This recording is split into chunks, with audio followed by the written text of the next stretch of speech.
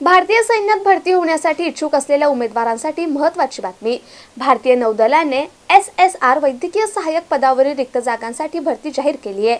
या भरतीसाठी इच्छुक आणि पात्र उमेदवारांकडून अर्ज मागवण्यात येत आहेत।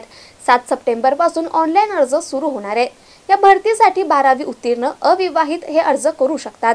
उमेदवारांना नौदलाच्या www.joinindiannavy.gov.in या वेबसाईटला भेट देऊन अर्ज भरावा लागणार आहे। अर्ज करण्याची शेवटची तारीख 17 सप्टेंबर 2024 आहे। या तारखेनंतर अर्ज करता येणार नाही।